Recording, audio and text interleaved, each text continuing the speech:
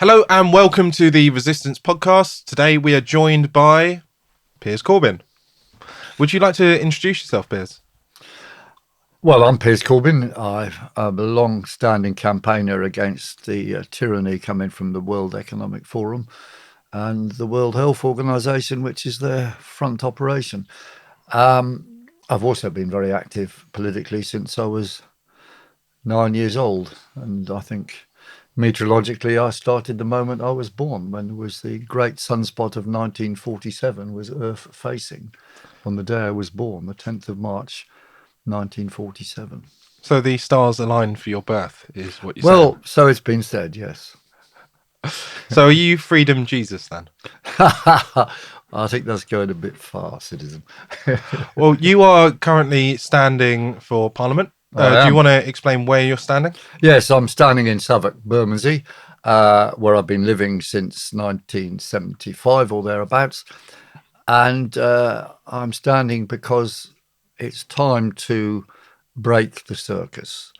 I'm standing for peace, for housing, and to fight against all the tyrannies being imposed upon us through the World Economic Forum and all their sidekicks. I mean, we do have a circus and people have to break from the circus. So if you like, I'm part of the ABC campaign, anybody but circus. You've been in this for quite a while. So do you want to give us a bit of background as to where you've come from? Because I know you've got a long history of campaigning and protesting. I know starting at university or maybe even your 9-year-old self.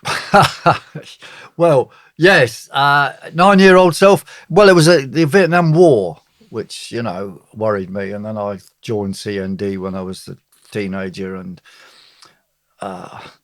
was sort of associated with the Communist Party of Great Britain for a while, but not a member.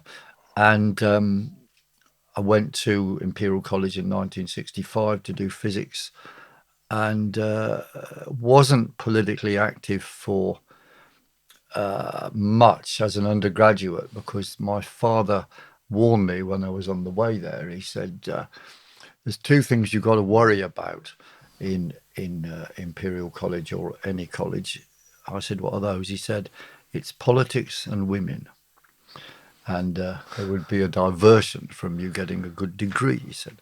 So I made sure I got a good degree, got a first-class degree in physics with theoretical physics option, and then got more active politically while I was doing research.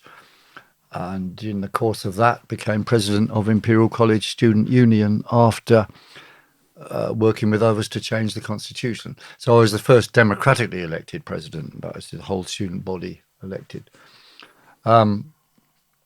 We had pretty clear policies. We wanted representation on the governing bodies and board of studies and so forth, and diversification of courses. And we achieved both of those things in the 1 year that I was there. Do you come from a posh family, or because No. you talked about your father a bit? Yeah. Well, he was an engineer, electrical engineer, a design engineer, designing rectifiers. And his last job was working for the Joint European Torus in Culham in Oxfordshire, and he was in charge of making the gigantic magnetic fields that they have there to contain the fusion plasma. So was that what inspired you to go into science? Probably, although of course he was at a lower level doing rectifier design when I was a youth. Yeah, him and my mother were both science people. He was, as I said, an applied engineer, but interested in theoretical ideas. And my mother was a science teacher. So And they were both politically active. You've talked a lot about your science. So after university, you went into eventually becoming a weatherman. But before that, you did a lot of campaigning, a lot of squatting, and you lived with the Clash, or at least down the road from the Clash. Do you want to talk about that? Yes. Well, we lived in Elgin Avenue, Paddington, which is Maida Hill is the area near Westbourne Park. My elder brother Andrew, a late brother, he died when he was only 57. He said to me, because we were in a private rented flat, and we'd got a notice to quit because we'd taken them to court to get rent reduction, but you didn't have furnished tenancy security. And he said, "Oh, Piers, we should squat." And I said, "Don't be silly, only hippies do that." And he said, well, let's give it a go. So he persuaded me to give it a go. And then, of course, it was amazing. So we're involved in squatting all these houses, numbers 9 to 51 Elgin Avenue, London West 9. And well, to cut a long story short, there was quite an advanced political campaign concerning licences and the right to stay or not when you've got permission from the council. But we won that political campaign and won rehousing for all the people in the street in October the 15th, 1975. And why were people campaigning? Was it about the quality of housing or was it about the cost? Well, the housing crisis was getting deeper then, more and more people homeless. You could squat in empty properties without being immediately evicted. Because the statutes of forcible entry of 1381 essentially allowed that. I don't know if you want the technicalities, but they were instituted to stop the peasants' revolt, you see. It says, none from henceforth may make any entry into lands or tenements, save where entry is granted in law, and not with strong hand, nor with multitude of people, but only in a peaceable and easy manner. So it meant that if a peasant occupied or anyone occupied a piece of land, they couldn't be removed without a court deciding who really owned the land. But you see, that was then used by us, so we could go into bits of land, i.e. housing, and couldn't be evicted until there's a court case. Now, that's been repealed since, but that was the basis of modern-day squatting since 1968. The statutes of forcible entry of 1381 were repealed in, I don't know, about 600 years later, about 1981. Well, it just seems remarkable to me that people were worried about housing back then when housing was about 10% of people's income, and now, for a lot of people, it's about 50%. True, but then you see that you couldn't even find the places. That was the problem. And the councils had a lot of empty properties. So it was like a no-brainer once you had this formula. So the councils were holding all of these properties and just keeping them empty? Basically, yeah. It was part of a redevelopment. They decided they're beautiful Victorian houses, these flats. They'd be preserved now. Well, actually, they wouldn't be. They'd be knocked down from more blocks of flats, I dare say. But they were beautiful Victorian houses. They wanted to flatten them all to build a block of flats or numbers of flats in various blocks, and said they were going to be for people on the waiting list. But it turned out they were lying because the Tories took over and said they were going to sell them. So we had a reoccupation of Elgin Avenue in 1981 or thereabouts, but not only a few houses. But about what happened during the campaign of 1972 to 1975 was really the main campaign. We had a huge community around there. There was a community of about 600 squats.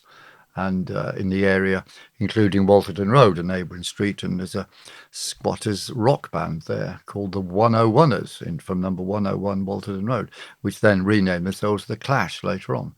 And that's where I met Joe Strummer, who was, a fantastic force in, building a community feel, which was our main strength and kept people at the barricades when we needed them in 1975. And what do you think of all of the redesign of London after the war? Because a lot of the 50s and 60s architecture, if you look at the opinion polls from the time, over 80 to over 90% of people completely oppose the new sort of architecture. And you see now today the way that you've got a lot of crime in these areas. Some people say, okay, well, you've got poorer people living in the areas, there's likely to be more crime. However, a lot of people say the architecture of the buildings is conducive.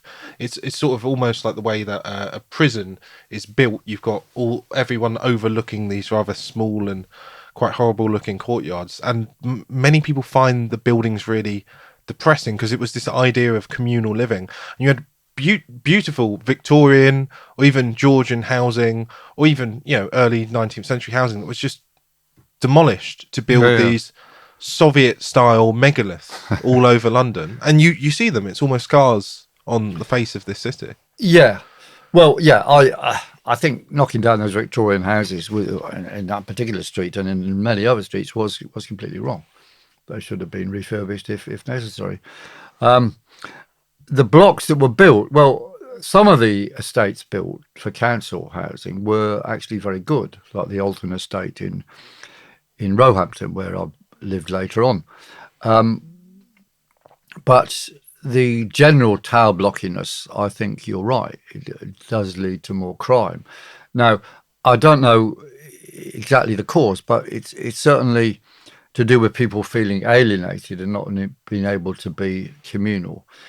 I mean, the block of council flats I'm in at present, it's got a community feel about it because it's not very tall. It's 5 stories. There's a kind of courtyard and area where people meet, and as like on the Alton estate that I mentioned, and as also on the Aylesbury, for example. When these places lose their community feel, then you get all sorts of crime, which can be very bad on these big estates because, you know, there's many places to hide and so forth. And then that was used by the council as a justification in Southwark for knocking down a whole lot of good estates. But their intents were entirely dishonest. They destroyed the Haygate estate, going on about crime, but they let the place run down, did nothing about crime in order to justify knocking it down. Now it's a stack of tower blocks, and there's not a single council house in the area, despite the promises of the council at the time. Well, I think something that also speaks to it is the beauty of a place. Because if you go to a small rural village that looks beautiful, people feel invested and they want to protect it. Yeah. I've been to your house once or twice, and I think we went down to Aylesbury at one point. We did. Well, it's just opposite us. Yeah. Yeah, I think that was in one of the mayorals when I was getting some footage. Yeah. But I've got to say, to me, I hate them. I'm sorry. I know it's your block, but I just can't stand it because it's very concrete. You've not got much grass or trees, and it doesn't blend in. You know, you see older houses and they tend to blend into the landscape, into the countryside. And if you look at I don't know, one thing I will give to Charles Windsor, right? This is one of the few things that I'll actually give him. Charles Windsor. Oh, it is his name, isn't it? This person known as the king, that one. Oh, well, I could say Saxe Coburg Gotha, but I believe in the English principle that a man gets to choose his own name. So the Windsor family's coming to an end, isn't it? Okay, let's not go there. Well, I would say hopefully, but there are kids in there, so I don't hold them to blame. But hopefully their tyranny will come to an end. But I would say the beauty is a lot to it. And when you have something that blends into the countryside, like you've got Poundbury, for example, that is literally the one thing that I'll give him. Yeah. Is actually pushing for traditional or more organic architecture that's less regimented, like these tower blocks. And because you had a lot of communities in there that when everything got knocked down, those communities were destroyed. Some old working class communities, and you've got the remnants then cluster around these tower blocks, but they've disappeared because people don't want to stay in them necessarily. Well, okay, but you see, you're probably simplifying things. It's probably true terraced housing was better communally, but the numbers that can live in a 2-story communal, 2-story terraces is not very large. So when they were bombed in London, in fact, exactly where the Aylesbury estate was and Burgess Park was, there was massive bombing there. So they decided to build something else. They built a park and the Aylesbury estate. But when the Aylesbury estate was built, it was very popular. And Harriet Harman, whatever you like her or not, she did say to me at one point, Piers, whatever people say about the Aylesbury estate, people I meet never want to move out. They want to stay there. They like it. And that's true. Because it had a communal feel, maybe because of the people there sort of knew each other before they moved into it. I don't know. But when the council then had a deliberate policy of running it down, planned dilapidation, as I called it when I was a councillor, then, crime increased and so forth. And that, of course, was a cover for them to get investment to either knock it all down and build something else or whatever. So, the way this housing has been managed has been a problem. But some of those estates are very good, some of them. Some of them are bad. The modern ones have been built. I think all that stuff is much worse because it's much too close together. You have to look up this height 80 degrees to see the roof of a building when the planning rules used to be 45 degrees between spaces between buildings. So you don't feel like you're constantly being loomed over? Well, the modern buildings you constantly feel loomed over. Yeah, the Aylesbury estate though wasn't like that. It's basically some of the bits were like 10 stories, but mostly it was about 5 or 7 or something like that, which I think is the sort of limit that you should go to, so long as you got the 45-degree rule, which when I was on the council was the rule, but now there seems to be no such rule. You look round the ex-Haygate by Elephant and it's horrible.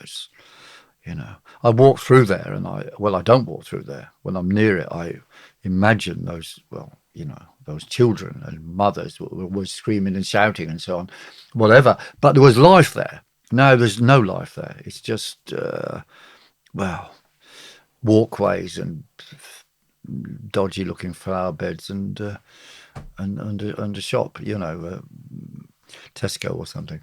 It's a 15-minute city or a 15-second city. You can come from the top floor to the bottom and you've got to buy your food and go back up again. Well, it does seem like the first sort of iteration of that they wanted to have these sort of enclosed spaces where everything was provided within this space. Everyone's clustered together. It's all a bit communal. It all seems a bit continental to me because I remember the first time, the only time You're talking about the modern stuff we're doing under World Economic Forum. I think the estate's project of having these sort of enclosed areas where, okay, you're going to have your shops here, you're going to have your housing here, we're going to put a few office spaces in.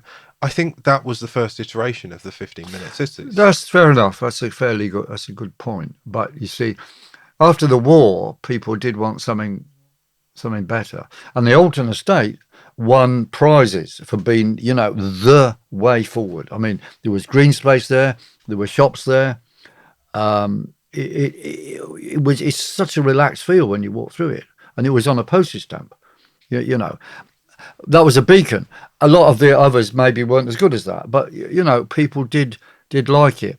Now that wasn't built from bomb property. It was the retaking of a piece of some parkland with some super rich property in it, and I don't quite know how it happened, but. That was an example of good post-war architecture. Now I don't see any examples of good architecture anywhere. Well, I think about where I live, and down the end of my road, we used to have fields and horses. And I remember as a kid, I used to go down and feed them. And now the kids growing up where I live, good luck seeing a horse.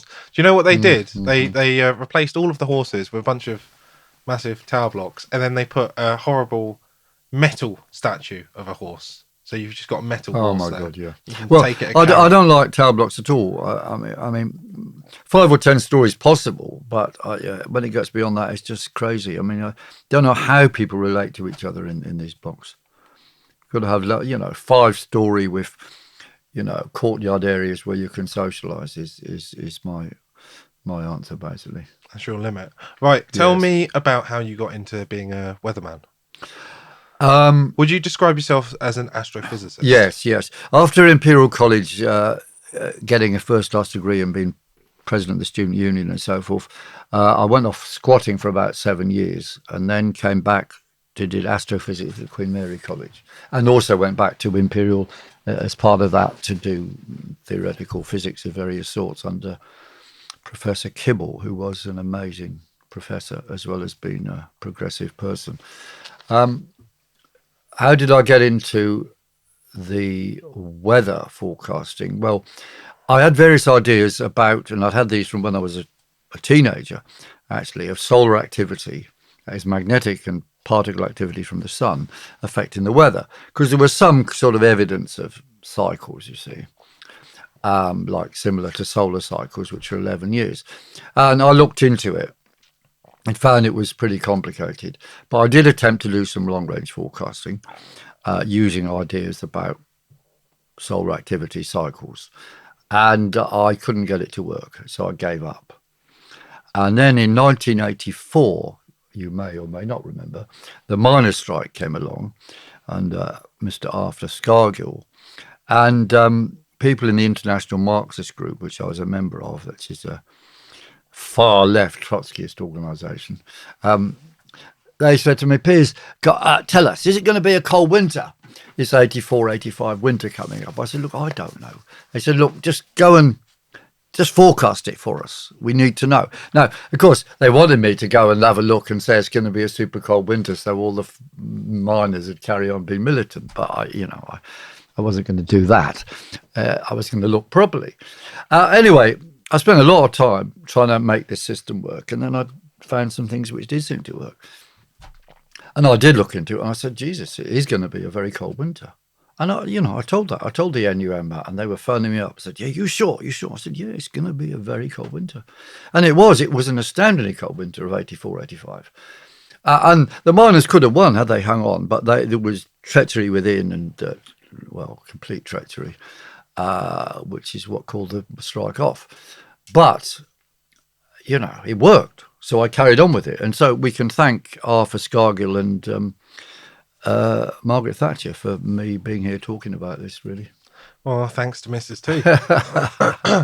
So yeah, because I wouldn't have gone back to it. It was very hard. It was very hard stuff to sort out. I mean, I've understood, complexities like all this, and I've found some like shortcuts now, but they depend on understanding many, many things. So for a layman, could you try and explain it in a couple of minutes, some of the key factors which enable you to make these predictions? Right. Well, solar activity is particles being ejected from the sun, and they follow the sun's magnetic field, which is connected to the Earth's magnetic field. And it flips around every 11 years.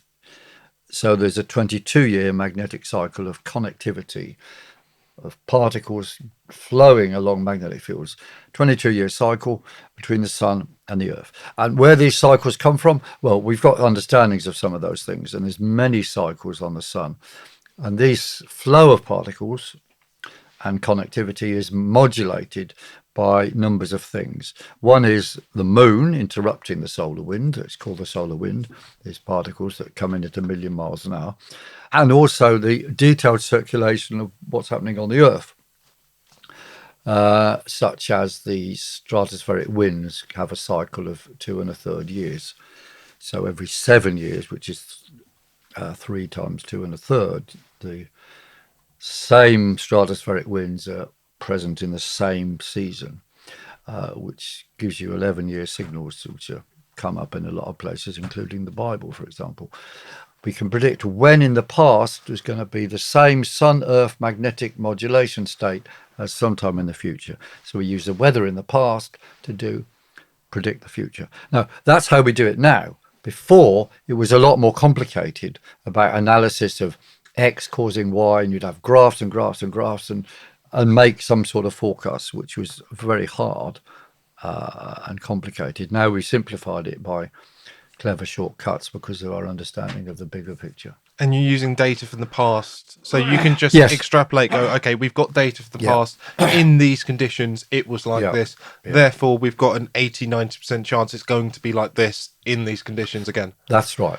The past maps have to be modified, though, by our solar factors, where we know we can predict now there's going to be Earth-facing coronal holes or giant sunspots, and those will make more storms, more upper air turbulence, more aurora, all of those things, and we can predict those.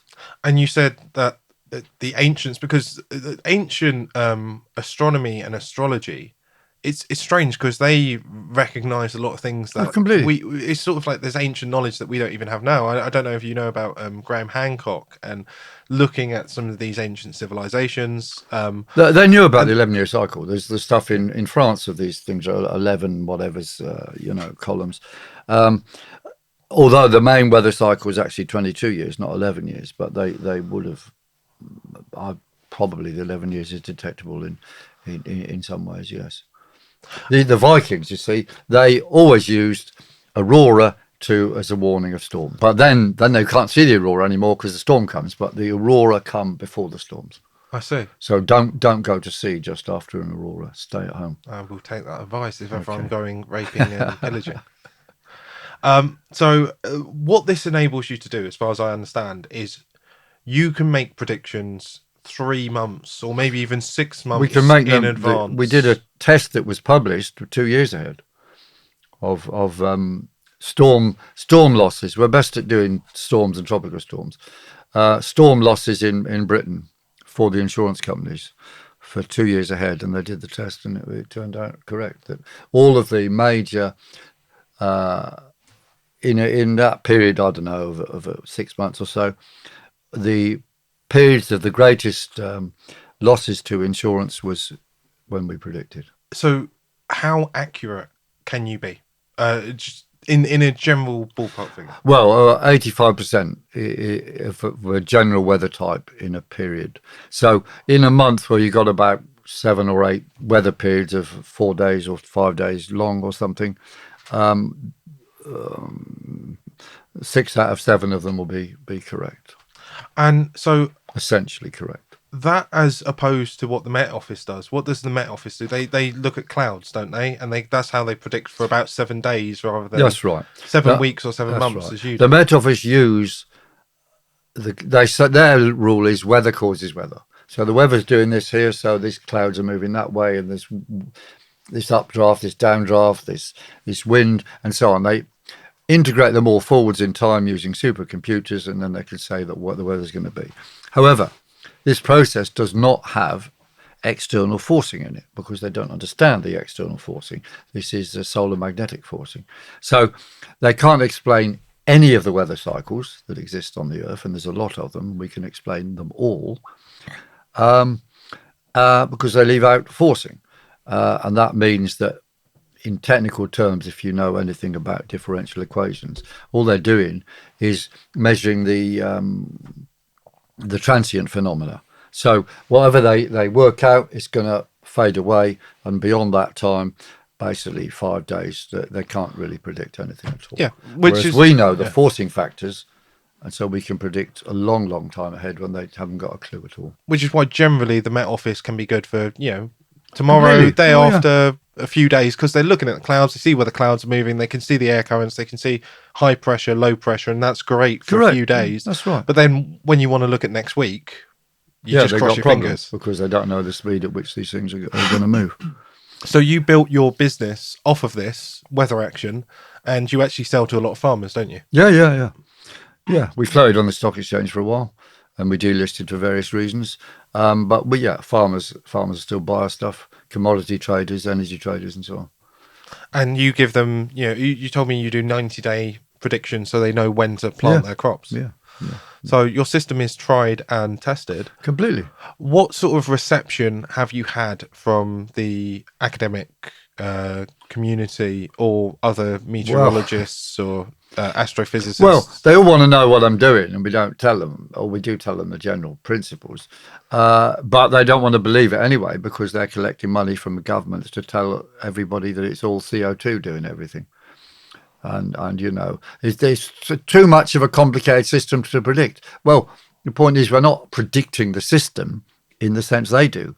We're predicting the forcing factors which will make, the system turn into something.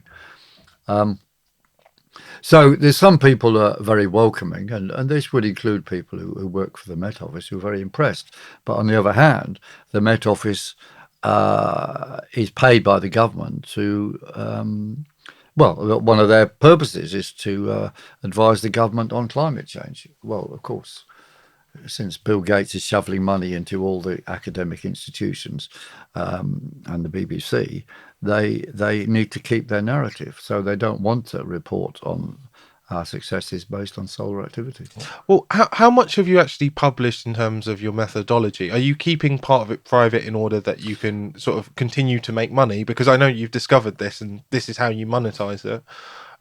Well, we will publish everything at some point, but I've been a bit diverted from that by the lockdowns and campaigning. But we will publish it all at some point. The basic ideas, we're clear about those. And we even talk about some of the modulating factors, which really astounds people. But, they are clear and you can see them. The 19-year cycle in hot summers, for example. And then it's actually 18.6 years rather than 19. So there's a switch, 19, and it's going to become 18 or something as you go further away from a year where it works well. So, for example, the summer of 1947, when I was half a year old, was in fact very warm. And that fits in completely with the 18.6 year cycle of hot summers, which is caused by modulation of the moon's crossing of the Earth's orbit. And that's when the three wise men came along. I don't know about that. So you mentioned climate change. Originally, it was global cooling. Yeah. Then it was global warming. Yeah. And now they're talking about climate change because I think they've realised that both of those terms are now bankrupt. So do you think they're just taking something that's a fact, the climate changes, to use that as a sort of propaganda term now? Completely. Yeah, that is what they're doing. In fact, they even discussed it at the Club of Rome. So it doesn't really matter what issue we bring up, but we've got to have one which unites people to, we're not really clear what, but to basically to do what they're told. Well, tell me a little bit about CO2 and global warming then, because this is one of the main allegations of the system. They've got this fake statistic of 97% of their group agree, but that has clearly been debunked. This is the pamphlet which me and Philip Foster produced. He's another physicist. Man-made climate change does not exist. And it explains in here very clearly that the whole thing is nonsense. First of all, on the thing about opinion polls of scientists, so-called, i.e. 97% of scientists say it's untrue. The survey concerned 97% of scientists in a big set of scientific papers put in their headline, we're researching into climate change and carbon dioxide effects, but they didn't. Only 3% of them at most said that they had evidence that man's carbon dioxide was having any effect whatsoever. So it's really 97% didn't say that man-made climate change exists. So that's the first debunking. Second thing is the observed fact, is that carbon dioxide levels follow changes in temperature. And the people who get this pamphlet, you can download it from weatheraction.com. It's on page 5, where you can see that carbon dioxide levels over the last 20,000 years follow changes in temperature, not the other way around. So the idea that man CO2 is controlling climate is nonsense. And the idea is that as it warms up, you've got tundra that then melts, and you've got peat bogs, and they then release the CO2. So or worse, they release methane. Yeah. Wow. And that's the end of the world. Well, of course, if this was true, when America was covered with bison farting away, it should have been super hot. But actually, when Britain went there and genocided the North American Indians, it was actually pretty cold. So, the whole thing is a pack of lies. And also, with the whole idea of animals farting, well, those animals are getting the CO2 too far out, or the methane too far out, because it's absorbed by the plants. They eat that then comes out of them. It goes back into the system, because a lot of the the farmers, no food lot, have been talking about this, saying, well, it's literally just a circle.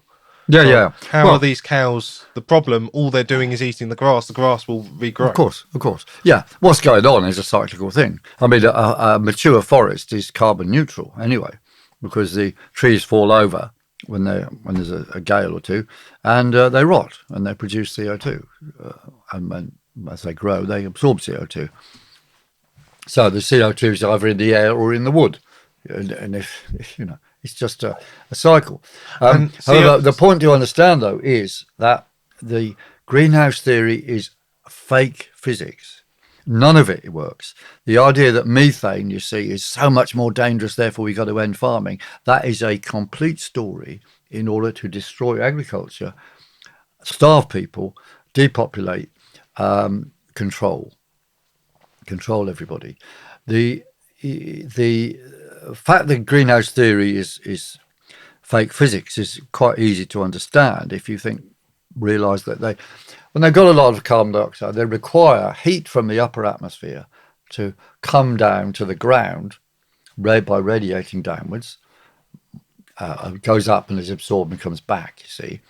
And therefore the ground is warmer when there's more greenhouse gases, I say. Well, there's two problems with that. One is that actually, if there's more CO2 on the ground, that's also going to radiate upwards anyway. So their idea of more coming downwards is negated by also more going upwards. And obviously, because it's warmer near the ground, there's more going up, extra going up than the extra coming down. So that doesn't work.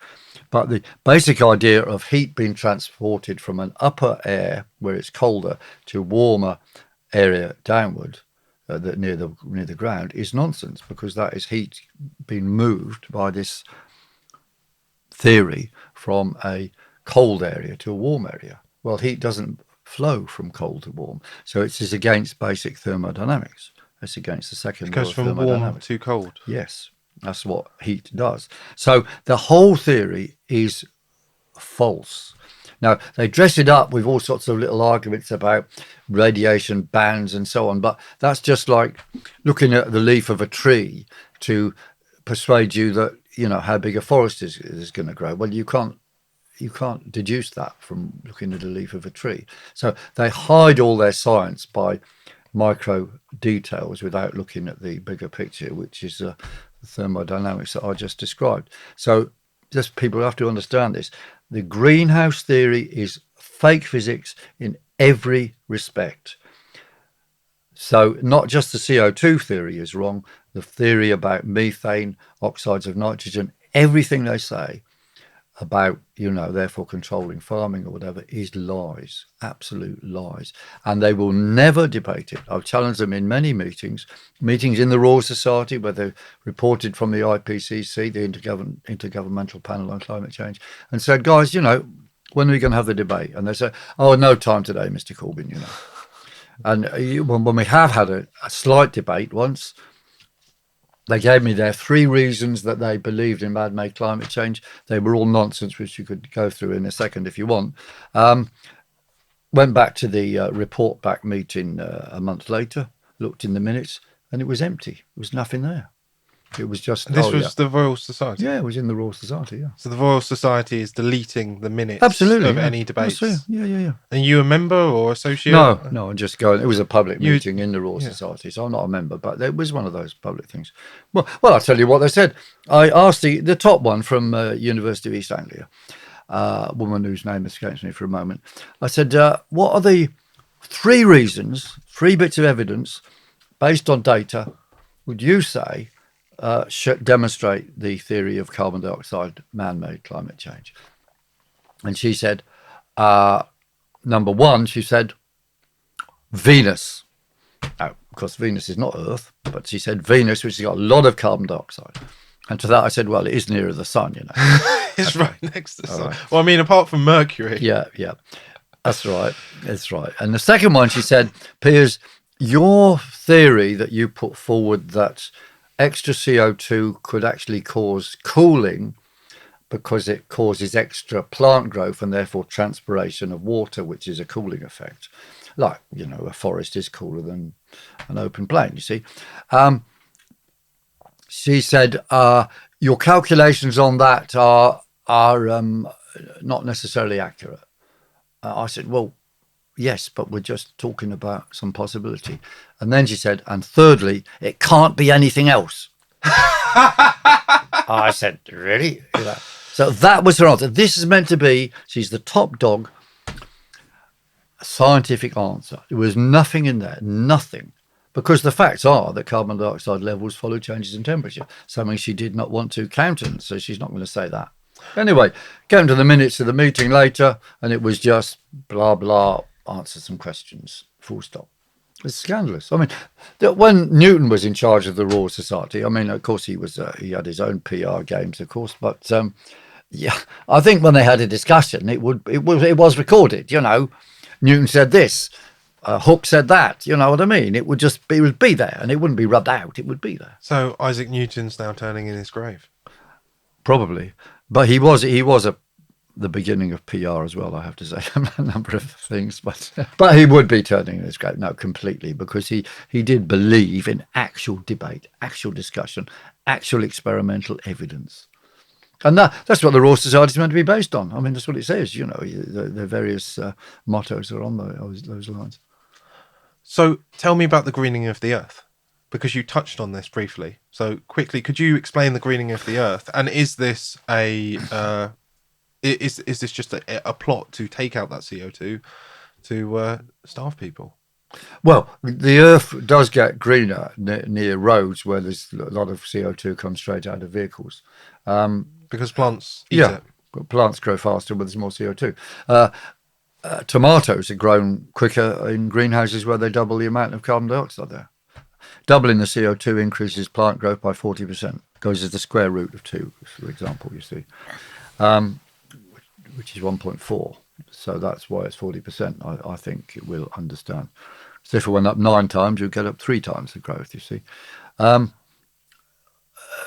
anyway, they double it, and that's good. So the boundaries of the Sahara are shrinking because of extra greening happening, because of extra CO2. Or so it would appear, that's the reason anyway.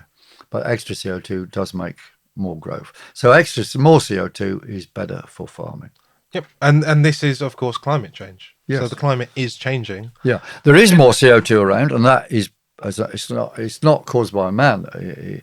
It's an after effect of the medieval warm period, where the complex circulation patterns, which are in this notebook on page 4, the complex. I'll just hold it up so at least people know what I'm talking about.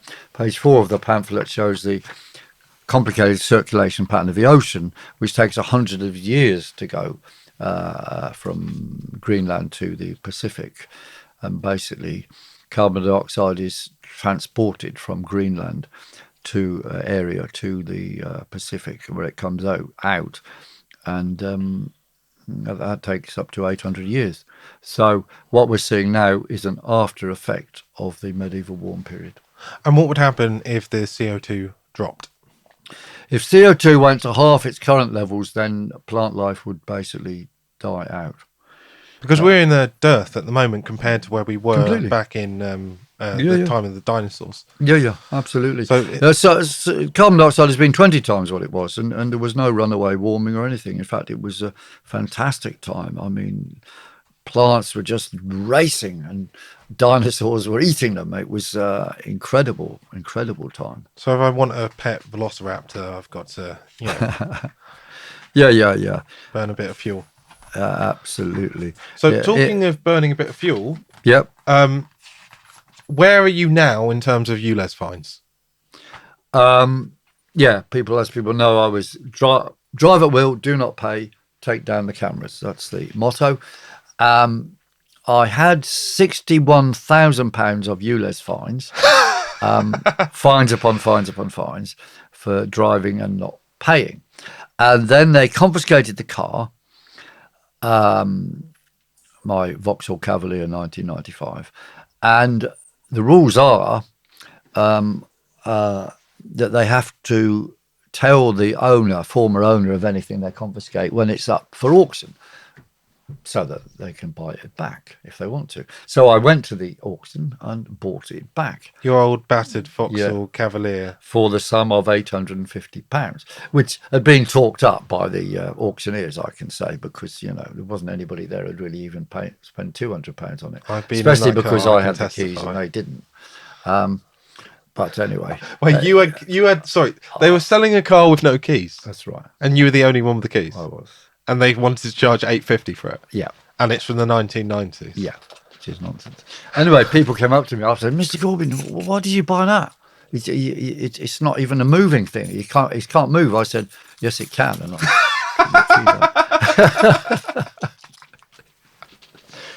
and we got into it, and it drove. Started it up, it went straight away.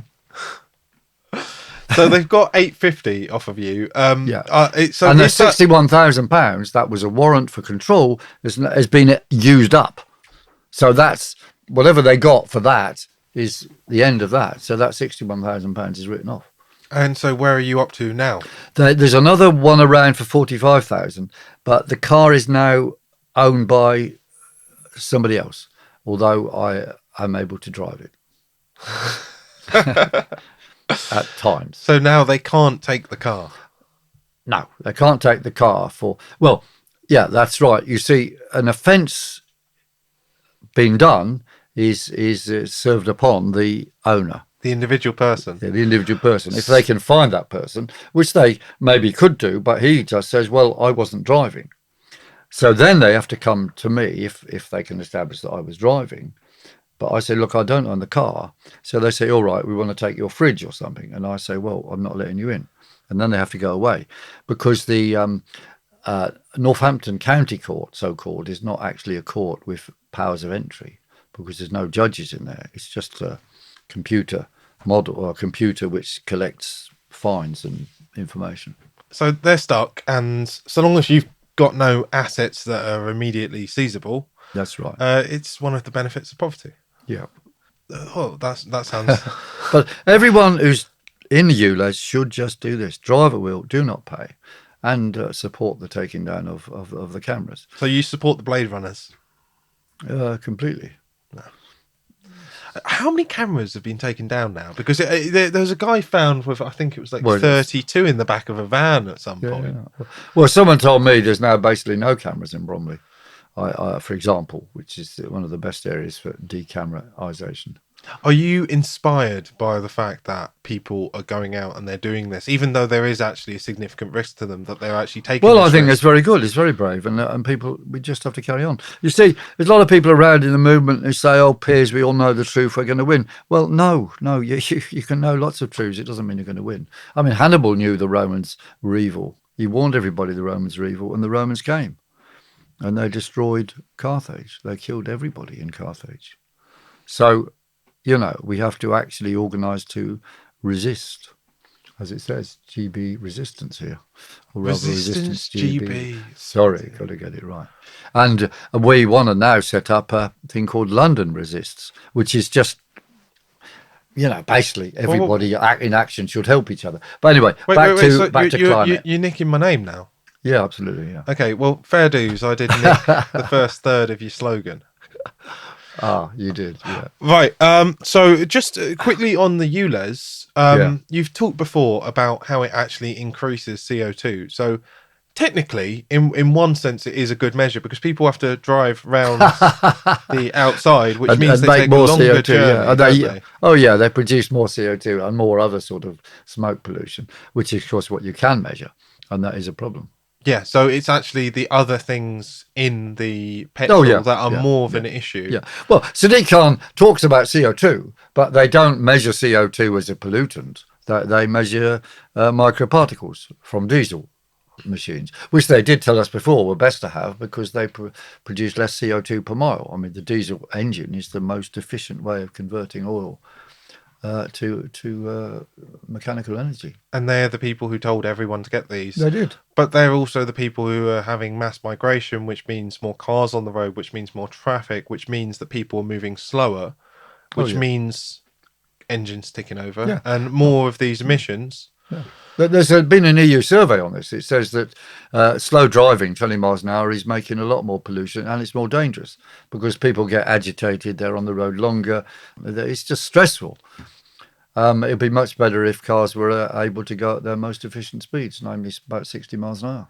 How many human lifetimes have been lost sitting in traffic? Because that's what I always think about. Absolutely vast. When they congest the roads, that takes 20 minutes of your day. How many people can't find, half an hour of their day because they work. Okay, get home, eat dinner, wake up, right? They should be making roads more efficient instead of less efficient. I mean, Sadiq Khan's policy is to block and half jam all junctions.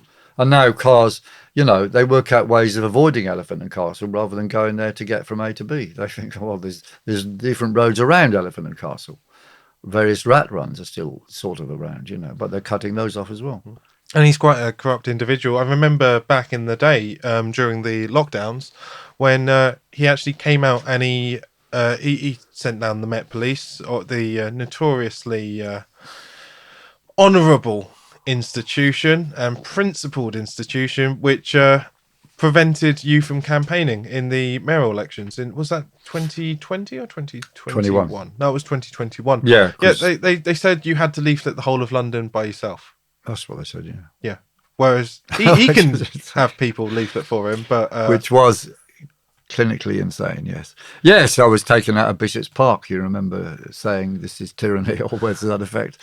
when did you first switch on to what was going on with the lockdowns? Because some people, I know, Heiko publicly says that he originally called for a lockdown of 2 weeks because a lot of people were really switched on. They thought this was going to be super dangerous. And some people called for lockdowns. Myself, I think it's unconstitutional. So you simply cannot do it, regardless if it's the Black Death. You just stay at home yourself and you'll be fine.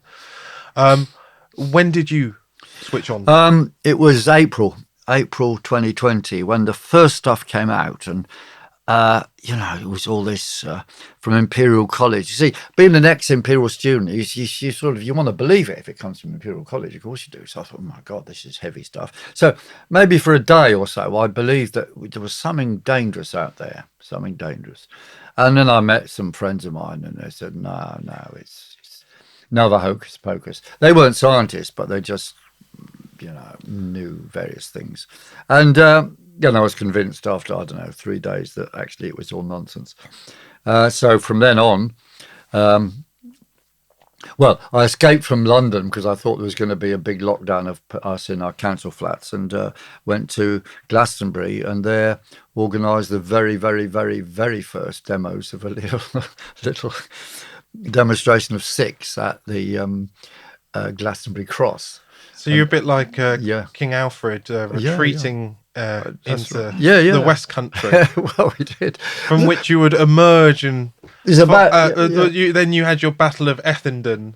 Something like that. But drive off the I had Danes. to convince people, look, it's going to be all right. We're just going to stand there. You know what I mean? And people didn't want, they were scared, But you had 6 people. BBC turned up and called us mad conspiracists, but that was great because it got some publicity.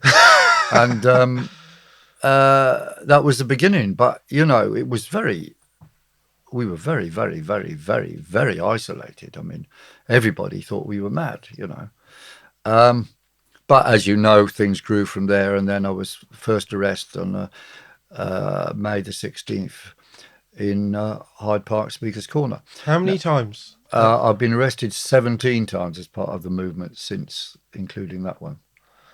And Heiko, interesting, for the first few months, he believed in it all. We had debates at Speaker's Corner, but he believed there was a dangerous thing out there, and we had to have lockdowns and all that stuff to save lives. And it was only it's about three months later or so.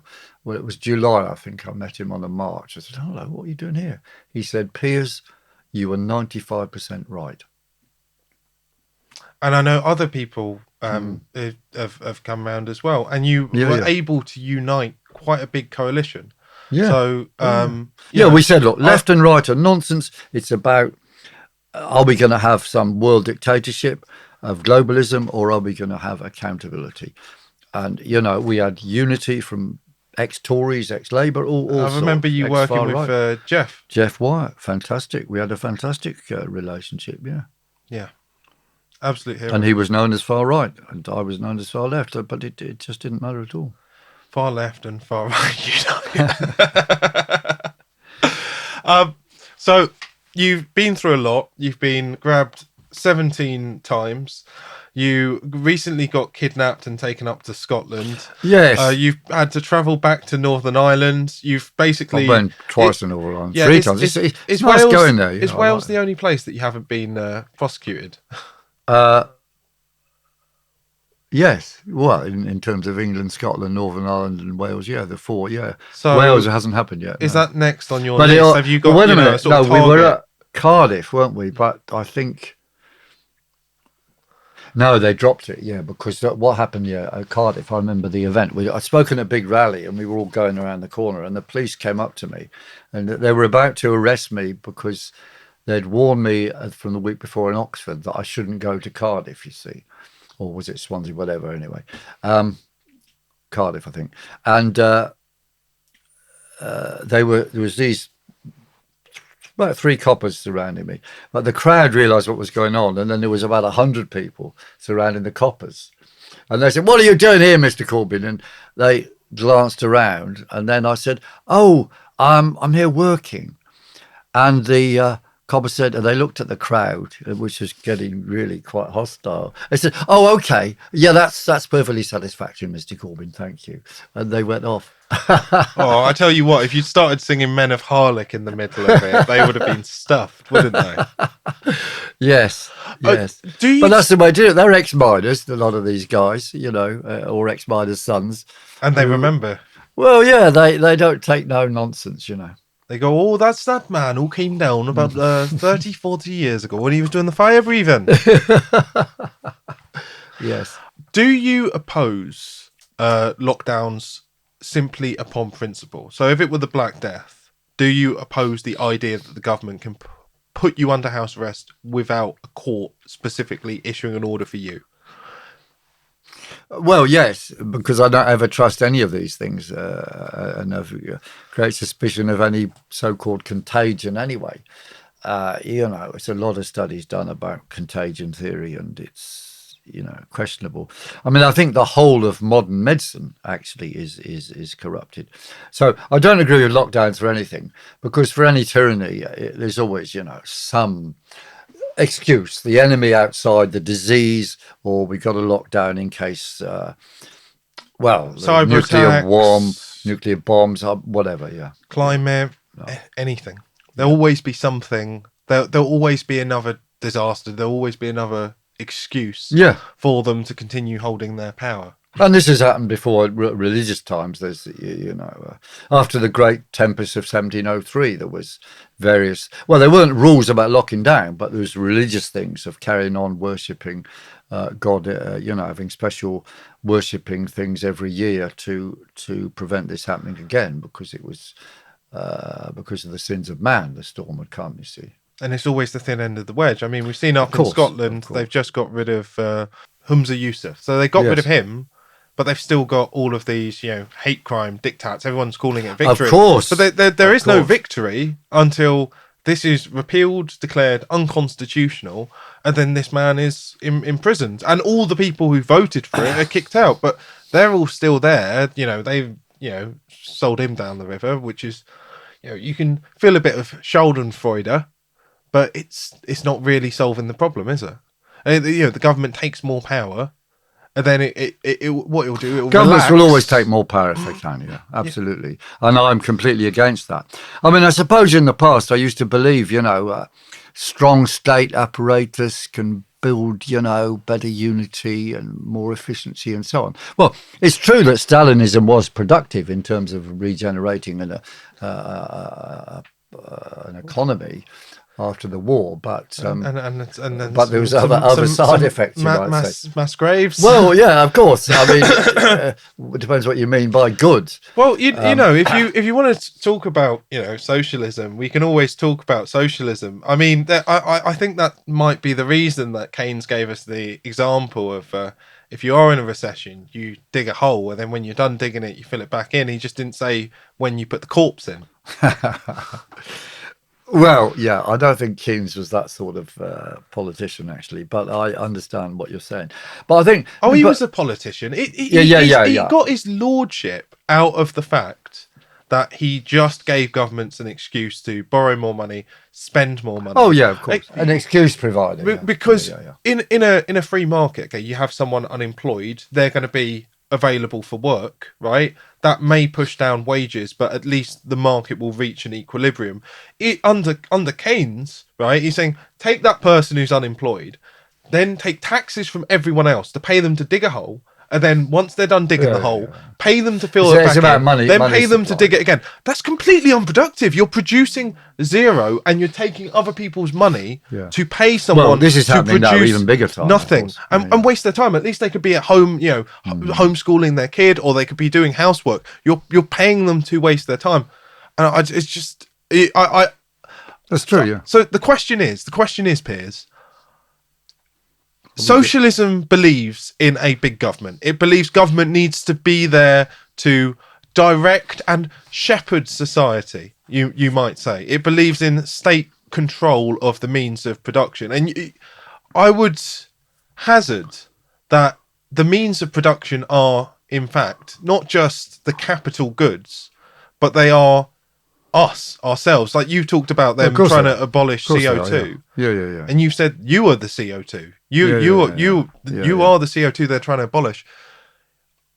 Are you giving up on socialism? Because I don't see you as that much of a socialist. I see you as a liberal like myself. I think you have to... Or at least a centrist. Okay, you've got to understand. No, you want to get rid of all these labels. Look, I think you've got to understand that there's a big difference between the Rochdale pioneers who believed in what you would call cooperative socialism, which is a small-scale cooperative activity, and Leninism, which was a big dictatorship called modern communism or communism.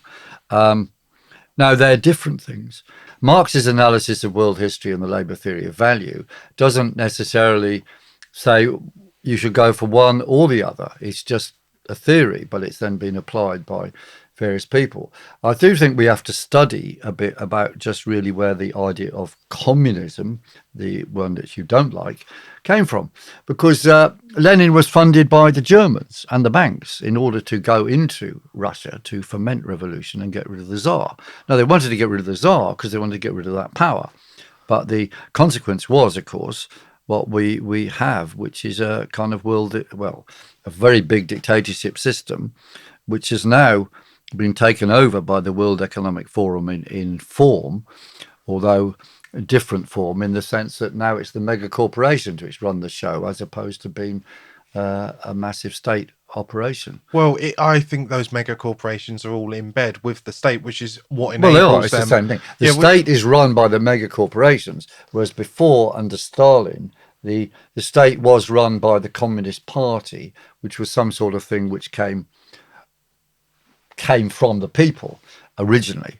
It came from some of the people. Yeah, I'm simplifying it. It was a dictatorship of one political faction. But the point, I agree. But the point I'm making is that idea of socialism, i.e., getting more for the working class, that idea of doing it that way is very different from the Rochdale pioneers, who you would probably like. I'm 100% open to cooperatives, but I would say cooperatives are completely compatible with liberalism. I wouldn't see a cooperative because but the free market has its inherent problems, and this is the point that Marx made all along. You see, but that's based on the labour theory of value, and the labour theory of value is the idea that people simply, if you hire me to mow your lawn, I know you don't have a lawn, but if you hire me to mow a lawn, right, you can't even afford a lawn, guys.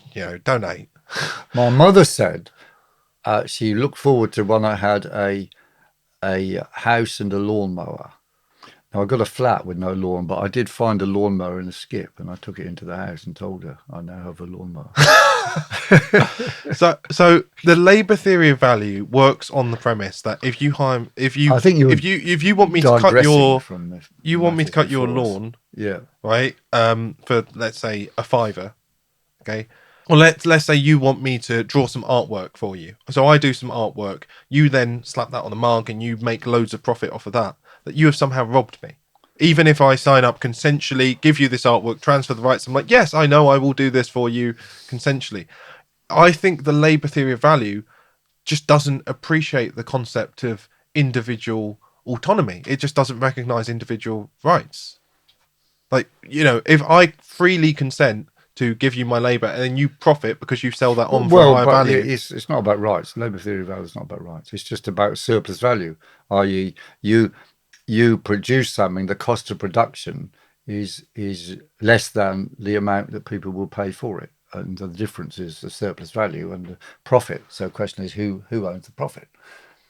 Well, is it owned by the worker who does it or the one who owns the machines? Well, under capitalism, it's the one who owns the machines. Hence, you get the growth of the most profitable, and then you have the mergers and takeovers and so on, and you end up by mega corporations, which is a big problem. It's owned by the worker until very long conversation to find a way forward. It's owned by the worker until they sell it. So they are selling it to their employer. They do own it. They don't have to go and create that surplus value, except they choose to take a job there. Well, they under know what that the law do person's they own it? Yeah, I mean, but morally, that's the deal. Well, that's It's a free contract. Well, I don't know if there's anything. So, you see, free contracts happen under certain circumstances. Look, I'm damn hungry. I've got it, and you say, okay, I'll give you half a crust of bread if you do this for me, Piers. And I'm so hungry, I say yes. You know what I mean? But I'm not oppressing you. Might say that's exploitation. But I'm not oppressing you. You don't have a right to my bit of, what is this? A cinnamon thing. But you don't have a right to this. Why not? My need is greater than yours, so I'm going to take it. This is okay, right. This is why we have to talk quickly. This could go on forever. No, this is why I need a right to bear arms, Piers. So where do you stand? Right to bear arms.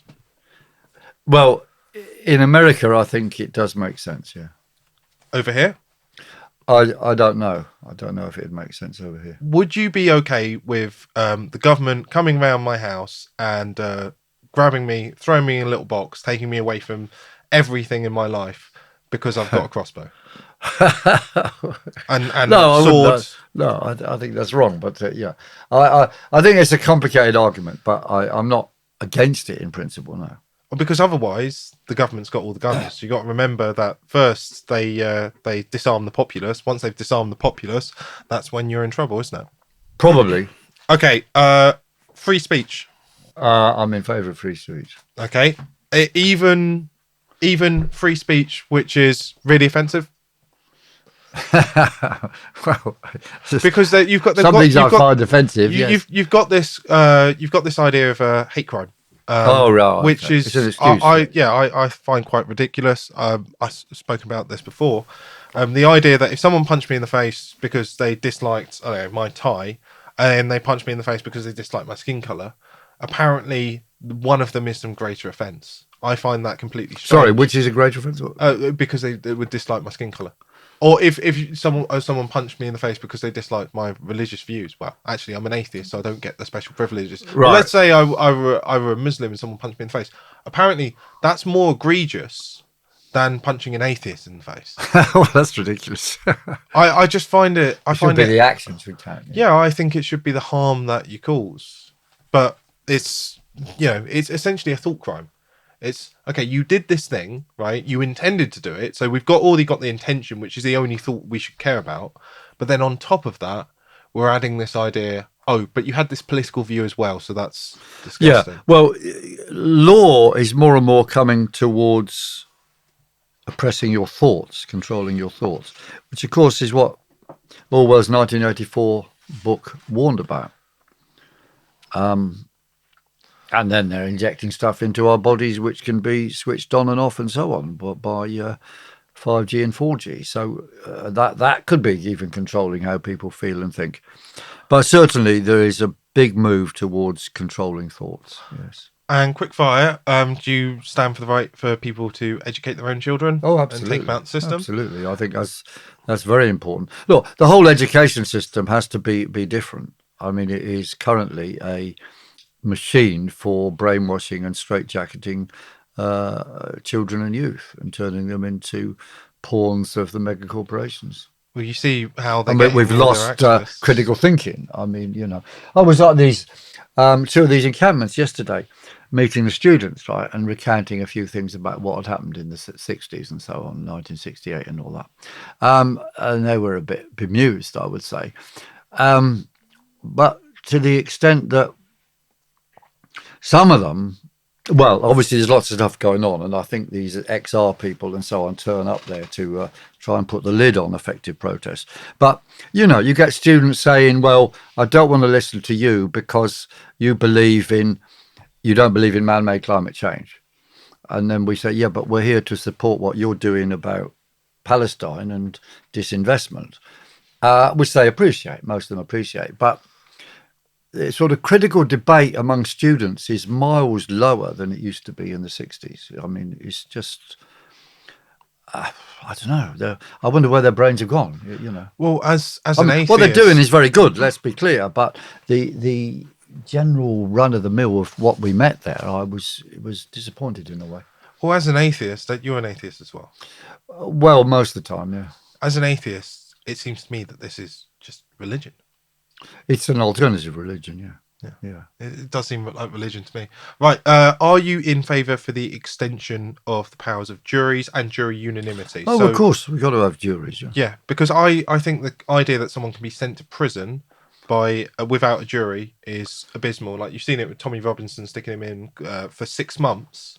So 6 months out of his life, and he doesn't get a jury for that. So you support I defend juries. If I get into Parliament for these elections, I'll be certainly supporting juries and giving more juries, not less juries. And also unanimity in juries, because in 1967, of course, they debased the jury system by getting rid of unanimity. It had to be 12 out of 12, and then the next day it was 2 people could say you're innocent, and they would still lock you up and destroy your life. Yes, well, I don't know argument why. See, 10 out of 12 is quite a big hurdle. I mean, I think that's. Let's look at what happened during the lockdown, right? How many people actually came out to a protest? Even the biggest ones. Let's say the biggest one we had, let's say it was 1 million people, right? There's a big debate. Some people saying 100,000, some people say 3 million. A million is a fair thing. Let's say there's 1 million, right? Well, that's 1 in 60 of the population. There are 70 million people. Leave out old people and children who weren't able to come. Let's leave them out. Okay, 1 in 60. Right. Yeah. So it could be as much as 1 in 20 then. Okay, 5%. How many people actually have principles when? But 1 in 20 is less than 1 in 12. So you wouldn't have one of those on a jury, is what you're saying. What I'm saying is, even relying on 1 in 12, when you've got 11 people standing around you, pressuring you, saying, "I want to go home. This person's guilty. Yeah. Let's just have." I know. Most people crack. It's actually a very small percentage of people who will just sit there and go, "No, no, no, no. I will sit here for the next 5 days if necessary, because I'm not going to condemn an innocent person because I've got principles." There are hardly any people with principles. So the idea that 10 out of 12 is a big burden, we've had that for hundreds of years, and over in the States, they've still got the exact same thing. No, fair point. But I think there's a bigger issue going on with juries, is that, you see, I remember when the Mangrove 9 came up, there was all this... There's this 9 black activists arrested from a restaurant for organising the Notting Hill Carnival in the 60s, mid-60s. The jury, the argument was everybody has to be tried by his or her peers. So they wanted an all-black jury, right? Well, that's disgusting. Well, wait a minute. Well, it depends what you mean by equal. But don't worry about that. But the point is, you could object to a juror, you see. Now the number of some objections allowed, but mostly not allowed. So they've taken away the right for a defendant to say, "I don't like that person, I don't like that person, I don't like that person." So now the juries are more likely to be, or less likely to be, on the side of the victim, you see. Well, and that is a big change. Well, one thing which is probably more significant than the 10 to 12. I mean, or even more than that, you've got foreigners sitting on British juries. So people who are foreigners. And I was just amazed by this, because I had foreign people sitting there, and I went, "You are not my peer." No. Okay. Well, in that case, under the old system, you would have been able to say, "Look, he's not from this country, I object." Yeah, and the judge would have to say yes. But now you can do that with maybe one objection, and that's it. Yeah. Then it used to be. I remember being in one court case, watching them object, and there was lots of people chucked out, which was right. Because the idea that someone who's not British would be considered my peer in this country is ridiculous. I don't expect to be considered the peer of a Frenchman in France. Well, although we do need the reconquest of Normandy, and maybe the rest of it, right, given the conquest of Henry V. You know why this guy's so far right? Oh, you far right. Look, I don't agree with these. I know I'm not far right, because I am not a libertarian. I believe in a very small state, but but not necessarily no state. But I will go through that at some point. Oh, Right. a far right state, like a fascist state, you mean, is a far No, right state? no, Yeah. far right is libertarian. Look, I don't know. this. I don't think these I'm right not, and left labels are useful. I'm not getting bought into the great historical lie that Hitler was right wing when he was a socialist. They had a massive welfare state. They even so-called nationalised the trade unions. They're the people's car, the people's washing. What was it? The people's van, the people's refrigerator, Well, the Volkswagen the was people's good, radio. it was a good thing. No doubt about that. What? It only came around after the war. Well, Oh whatever. yeah, It once was a they'd good actually thing. got the new technology and the economy was up and running, Yeah, and he crashed the whole economy, and he was giving handouts here, handouts there. Oh, breed a few more of the Aryan race for me, will you? All right, massive state control.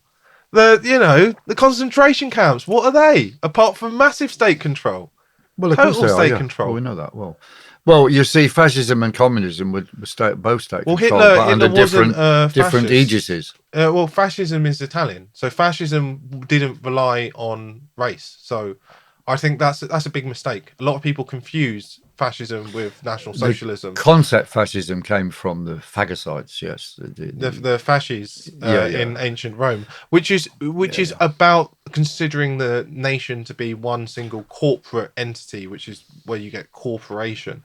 But yeah, it is a bit different because there are plenty of fascist Jews in Italy, whereas you couldn't have Jewish Nazis in Germany. But anyway, well, there were fascist Jews around, absolutely. Speaking Completely. about Nuremberg, what is the solution to all of this, and how do we get justice? Do we hang them? Do we lock them up? Obviously, fair trial because we have principles. But do you sort of Do you want 10 to 12 juries for them, or 12 all juries? Well, do we go down the route of doing bills of attainder? Because that's a nice little workaround. Well, a minute, what's the bill? You better explain that. A bill of attainder is where Parliament specifically acts to to declare a person guilty, rather than go via the main court system, and it's only used in cases where something is it would be a very high up lord who would have to be stripped. The Americans have completely prohibited it because they saw it as abusive, but it can be used in certain circumstances, such as where you've got people who were originally tyrants, they've got a bunch of sycophants following them, and you cannot just rely on a jury. But because it requires Parliament to do it, it places essentially a limit, and you might still say you need 11/12 of Parliament, maybe. So it would still have that. Yes. It would still have that. You could still ask for that jury majority in it. So what should happen, and what is your plan to get out of it? Because you are standing. Yes.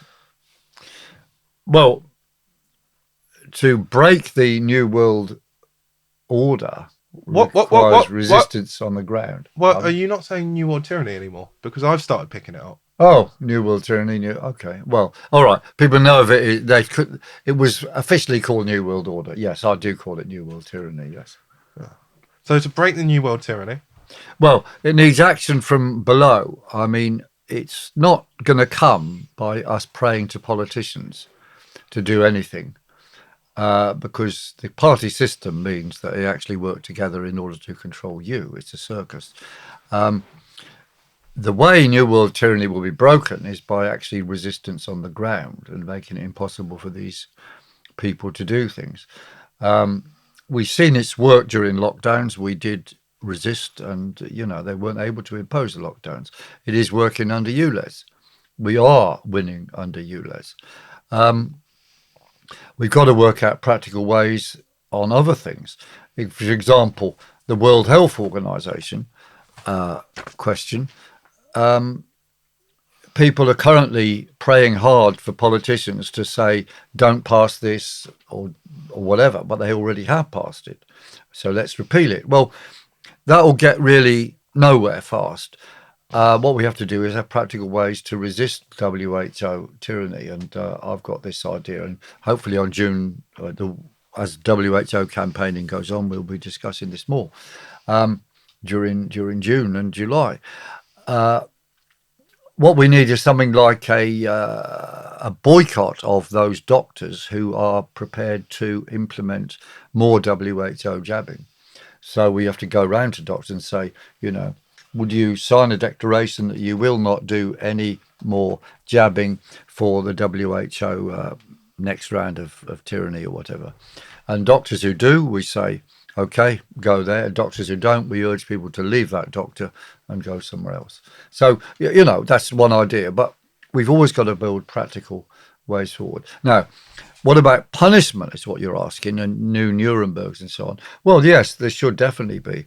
I mean, Bill Gates and all these people ought to be hauled up to a new Nuremberg or a new International Court of Justice and rammed up in prison for life. But can we actually... Is it going to be possible, considering they control all of the institutions? Under the current institutions, no, but we'll have to change them. Can we change the institutions without there being some sort of war? I think it's unlikely. Yeah, there'll be some sort of war, but it might be more like a war on the lower level. You see, the councils are essentially becoming the organs of control by the World Economic Forum. And things like Parliament are just going to be talking shops, where excuses are made for everything. So we need more people in local councils? We need more. Well, we need to take over the councils. And we can use those as bases, or you can completely, use those as bases. Completely. Basis of resistance. You see, around London, we got lots of people doing lots of little things. And a common thing is you've got 10 people outside a town hall complaining about just another development which is destroying a local community and building some skyscraper block for some mega corporation that's going to put foreigners in there who are going to pay lots of money to launder. Well, they're laundering money, and the values of these properties is going up and so on. Well, those sort of things are all happening everywhere. But if we had a concept like London Resists, where anybody doing anything, comes together and advertises it better, then you could just get 10 different groups from around London all going to each other's things and get 100 people outside the town hall instead of 10. And then they get scared. Yeah, and then you can take over the town hall. I mean, you can actually change it. I mean, there have been cases of town halls resistance quite effectively, historically, as you know, in Poplar a long time ago, or Lambeth under Ted Knight was resisting various things which are quite effective. I mean, that I think at that level, we could, in fact, start to change the world. And then, of course, what will the police do? I mean, I've attempted conversations with police, because you don't know if they're going to reply honestly or not. But there certainly are some police who are a bit disquieted about what is going on. Now, when not disquieted enough to quit their jobs and stop taking the King's shilling. No, they're not. But you see, if we were running some town halls by whatever means, what would they do? Would they actually, accept the new power there? This would be a situation of dual power, what is called in revolutionary situations, where the workers or whatever are controlling some institutions and some things, and the powers that be other things. So then you can have a resolution, like the Paris Commune ended in a war and a mass slaughter. Or a great battle and a mass slaughter, but it needn't have been like that. It could have been that the powers that be would just give in, which they didn't, of course. But you see what I'm talking about. That it's a practical way forward on the ground is necessary. Okay, Piers, we've got to wrap up here. So in 30 seconds, can you sum up what you're running on as an independent in Bermondsey? I'm running as an independent in Bermondsey on the key issues of peace, on housing, to end the mega corporation double dealing on housing, which is resulting in massive homelessness. It's becoming it's a money laundering operation, which is causing a lot of stuff to be empty. Okay, so summarise you want. Okay, peace issue, end those wars by taxing or disinvesting war industry. Housing, got to control the crazy speculation which is leading to masses of empty properties, and on all the zoning tyranny, ultra low emission zone, 15-minute cities, all of that has to be ended. And then all the other tyrannies coming along have to also be ended, including stuff about World Health Organization has to be destroyed and left, and well, a lot of other tyrannies going on. I would be fighting for our rights on all of those things. I would stand as an independent, but working alongside the Workers' Party, which is putting up a number of candidates, and other independents. Basically, anybody independent of the circus and supporting the basic principles which we believe in. Workers' Party has some good basic principles, but also on the United Front website, those 12 principles, I abide by all of those. So that has to be. What's the United Front website? It's the unitedfront.uk. Okay, beautiful. Well, I'm sure people can check that out. We've got to wrap up here, but thank you very much, Piers, and I'm sure we'll have you back at a later date because there's even more to discuss. Thank you. But hopefully come down to Bermondsey. Find out about it on the websites. Come to Piers_Corbyn_Stop New Normal is one way, or a Telegram group, Peace Now London. And you will need activists if you're going to win.